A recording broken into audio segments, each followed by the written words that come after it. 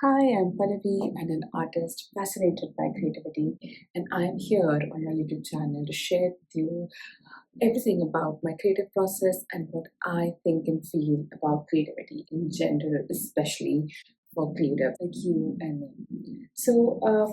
Behind me are my latest series. I am an artist who paints hearts, like anatomical hearts, but with these worlds inside it. And this is my latest series of 2026, the first one. And while I was working on this, I realized a couple of things. And I thought maybe it could be useful for all artists or anybody who's a beginner artist. And I thought to share them with you. So if you're a beginner artist, this could be an interesting subject for you because I talk about the reality of pursuing art and making art in the real world and trying to actually move into the commercial world where your art becomes good enough or is of a certain stature that it is admired by collectors at uh, at a more commercial level. So when I started making art, I thought that I was taking courses by these really incredible, successful artists who were making six figures in US dollars and who were teaching other artists on how to start their journey. And somehow what they were suggesting never worked for me, even if I followed the path exactly as they said. And today, when I am somewhere a little more comfortable in my career as an artist, I realized what was missing. And so making this video was absolutely important for me because I feel somewhere in the whole translation of how this industry works, there is loss of information. Like it is not as easy as we are made to believe. And it is also not as difficult as we are made to believe. I'm going to talk about three major points in this video. The first one is when you get initiated into making art and you feel you have a certain talent to actually make art good enough that could be worthy to sell. The first thing that we're never taught is actually to have the right critical understanding of it. That means to be able to look at your artwork and see the issues and technically, but also like creatively. Are we being creative enough? Do we have a right creative voice? Is it true to us? Is it original art? Or are we following trends? What am I trying to do that is not similar to what everyone's trying to do? So, what is my unique point of view? I think that is the first step for any artist starting to make commercial art.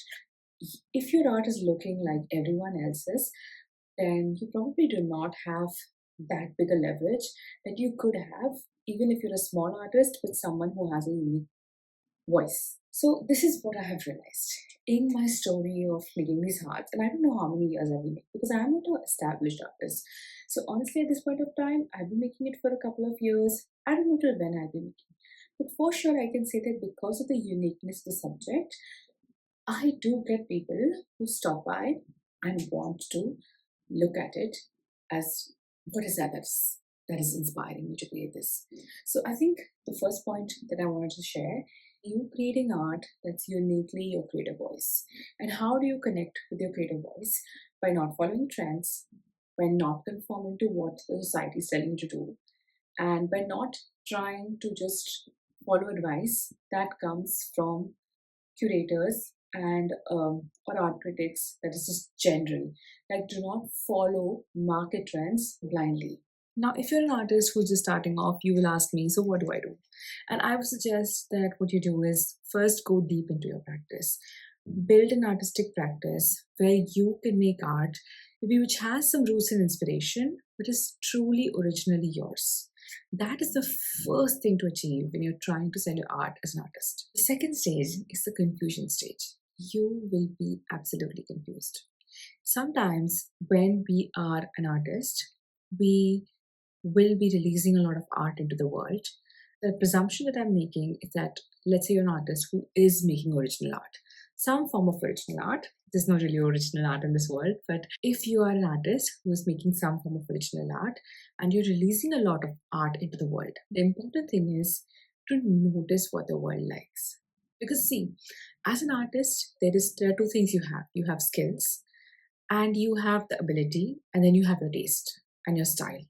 Now, all these four things could be very different in different artworks, right? Like I used to make a lot of florals, I used to make a lot of faces, portraits. So what happened was I just kept a note of what people are liking. And there was a time in 2021 when I just made the heart and it got a buyer right away. And my point is not a buyer, but it also got an appreciation from people.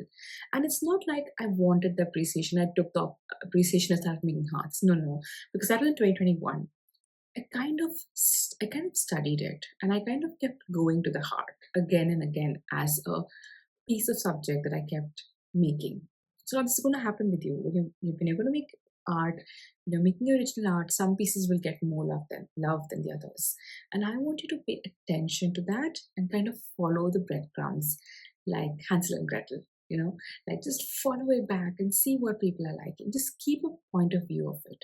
Just keep your mind open to it. And if it is something that's close to your heart, that means it's close to your style, then pay attention to that closely. Make more of it if you can. Now, this stage is not an easy stage because it's going to be very confusing for you. It's going to be very difficult for you. At this point of time, I highly recommend to continue to make subjects of different styles, but have a focus on things that have given you a positive result. So it's kind of like a mix, okay? So you're going to make art that you love, and you're going to make art that is getting good kind of response or feedback, and you're going to kind of find a balance between both of them. And I think over the course of time, you'll find a midpoint where both things can coexist, or both the things merge into a single existence, like it happened for me. So the third point is, after this whole era of confusion that you will go through as a starting level artist, you will have a time when your language would have been formed. And that's an interesting time because that's when people start taking a little note in you, they start taking a little bit of interest in you. But to be honest, it is also a very difficult time. The difficult time it is because you have to make sure that your voice is not getting influenced by trends, but is still influenced by your creative voice. So you need to keep connecting back to that voice that tells you to do this, even though the trend of the art world or the trend of other artists that you'll be seeing will be completely different. There was a phase in my life when I looked at somebody making abstract art and I just made abstract art because I was like, okay, that person's an overnight success. Now I also can do the same thing by just making the art because I am capable of doing it. But the truth is, that's not how the world works. Everyone has their own struggles, and just by looking at someone's online world, we cannot assume they do not have struggles reaching that stage. So, this phase where you're building the language, you have to be very careful. In fact, now that is the time for me right now, where I seem to be getting asked questions of adding elements or being told on how my art should look. I had a art critic recently tell me that I should not use white as a base, and I kind of listened to her. I gave 6 months of my art life to just trying to give my hearts a background.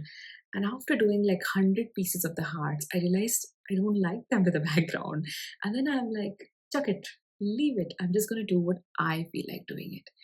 So I think that's so important, right? You will get lots of people who will give you their opinions, and these people will be important people in the art world, and you will kind of look up to them and want to follow them. Now, why am I sharing all this with you? I'm sharing all this with you because I know this journey can be absolutely lonely. It can be very difficult, and even with the right kind of people, you may falter. I thought like there is so much advice on this Instagram about how people stick to the things they do, about how artists stick to the things they do for a long time and get results, about how artists are making six figures. But there's really no advice for people on ground. There's no advice for artists on ground. Like, actually, when you're starting, what is the hardcore things that you can do? And that's the reason why I made this video, because there are these three things if you continue to do. Look at what others like from your art and what you like from your art, bring a balance to it or merge the two.